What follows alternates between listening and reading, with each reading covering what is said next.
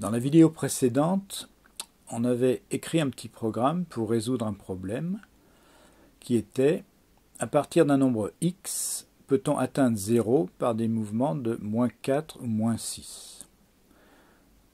Après avoir analysé les propriétés des nombres gagnants, on avait finalement écrit le programme. Mais il n'est pas tout à fait évident de comprendre comment ce programme fonctionne exactement pour trouver la solution. Ça va être l'objet de cette vidéo. Que fait le programme exactement pour x égale 10 ? On rappelle le programme avec les lignes numérotées pour pouvoir s'y référer. Donc la question qui se pose est 10 est-il gagnant ? On écrit ça à droite, les différentes étapes de l'exécution. Pour répondre à la question 10 est-il gagnant, on appelle la fonction gagnant avec le paramètre 10. Et cela crée un contexte d'exécution avec x égale 10, et c'est dans ce contexte qu'on effectue les instructions. If x égale 0, non. If x négatif, non. If gagnant de x-4, x-4 vaut 6. Est-ce que 6 est gagnant? Donc on se pose la question. Et on mémorise à quel endroit on s'était posé cette question, dans quel contexte. C'était le contexte où x égale 10 et on est à la ligne 3. Effectivement, on va appeler à nouveau la fonction gagnant avec 6. Mais une fois qu'elle nous aura répondu, elle nous donnera une valeur et il faudra revenir à cet endroit-là pour continuer l'exécution du programme. C'est pour ça qu'il faut mémoriser le contexte. On appelle gagnant avec le paramètre 6, donc on change de contexte, x égale 6, on exécute les instructions, if x égale 0, non, if x négatif, non, if gagnant de x-4, 6-4, 2, est-ce que 2 est gagnant? On mémorise dans quel contexte on s'était posé cette question, x égale 6, ligne 3, on appelle la fonction gagnant avec paramètre 2, ce qui fait changer de contexte, et on commence l'exécution dans ce nouveau contexte. If x égale 0, non. If x négatif, non. If gagnant de x-4, 2 4, moins 2. Moins 2 est-il gagnant? On mémorise le contexte. On appelle la fonction gagnant. On change de contexte.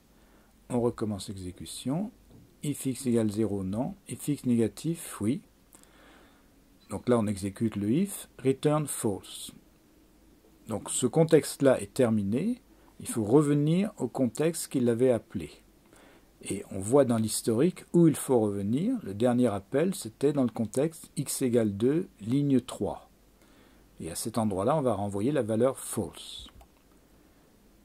If gagnant de x-4, donc on sait maintenant que ça renvoie false. Donc le if ne s'exécute pas et on continue. If gagnant de x-6, 2 6, 4, on mémorise le contexte, on appelle la fonction gagnant avec -4, nouveau contexte, on effectue les instructions, if x égale 0, non, if x négatif, return false, oui, on est dans ce cas-là, donc ce contexte-là est terminé, on revient au contexte appelant qui était x égale 2, ligne 4, avec la valeur false, if gagnant de x-6, on sait que ça renvoie false, donc le if ne s'exécute pas, on continue à l'instruction suivante, return false. Donc on termine ce contexte-là, on revient au contexte appelant avec la valeur false. Le contexte appelant, c'était, on regarde dans l'historique, x égale 6, ligne 3. On revient à ce contexte-là, if gagnant vient de répondre false. Donc ce if ne s'exécute pas, on passe à la ligne suivante, if gagnant de x-6, 6-6, 0, 0 est-il gagnant, on mémorise le contexte, on appelle gagnant avec le paramètre 0, on démarre l'exécution, if x égale 0, oui, on a la réponse tout de suite, oui, return true. Donc on termine ce contexte, on revient au contexte appelant avec la valeur true, le contexte appelant c'était x égale 6, ligne 4.